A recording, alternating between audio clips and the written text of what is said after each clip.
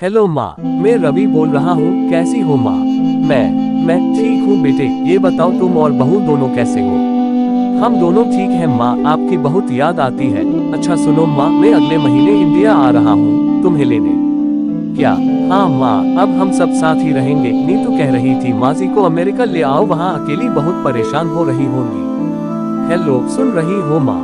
हाँ हाँ बेटे। बूढ़ी आंखों से खुशी की अश्रुधारा बह निकली। बेटे और बहू का प्यार नस नस में दौड़ने लगा। जीवन के 70 साल गुजार चुकी सावित्री ने जल्दी से अपने पल्लू से आंसू पोंछे और बेटे से बात करने लगी। पूरे 2 साल बाद बेटा घर आ रहा था।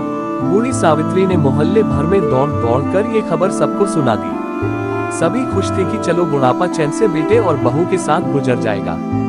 रवि अकेला आया था। उसने कहा कि माँ हमें जल्दी ही वापस जाना है, इसलिए जो भी रुपया पैसा किसी से लेना है वो लेकर रख लो और तब तक मैं किसी प्रॉपर्टी डीलर से मकान की बात करता हूँ। मकान?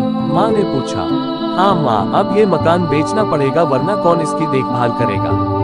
हम सब तो अब अमेरिका में ही रहेंगे। बूढ़ी आंखों ने मकान के कोने कोने को ऐसे निहारा जैसे किसी अबोध बच्चे को सहला रही हो। आनन फानन और औने पौने दाम में रवि ने मकान बेच दिया। सावित्री देवी ने वो जरूरी सामान समेटा जिससे उनको बहुत ज्यादा लगाव था। रवि टैक्सी मंगवा चुका था। एयरपोर्ट पहुंचकर रवि ने कहा, माँ तुम यहाँ बैठो, मैं अंदर जाकर सामान की जांच और बोर्डिंग और वीजा का काम निपटा लेता हूँ। ठीक है बेटे। सावित्री देवी वही पास की बेंच पर बैठ गई। काफी समय बीत चुका था। बाहर बैठी सावित्री देवी बार बार उस दरवाजे की तरफ देख रही थी जिसमें रवि गया था, लेकिन अभी तक बाहर नहीं आया। शायद अंदर बहुत भीड़ होगी सोचकर बूढ़ी आंखें फिर से टकटकी लगाए देखने लगती। अंधेरा हो चुका था। एयरपोर्ट के बाहर गहमा-गहमी कम हो चुकी थी। माँ जी, किससे मिलना है? एक कर्मचारी ने वृद्धा से पूछा।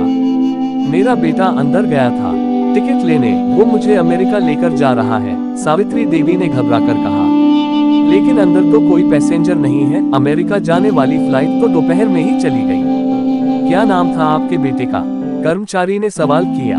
रवि। सावित्री के चेहरे पे चिंता की लकीरें उभर आई। कर्मचारी अंदर गया और कुछ देर बाद बाहर आकर बोला, माँ जी, आपका बेटा रवि तो अमेरिका जाने वाली फ्लाइट से कब का जा चुका। क्या? वृद्धा की आंखों से आंसुओं का सैलाब फूट पड़ा।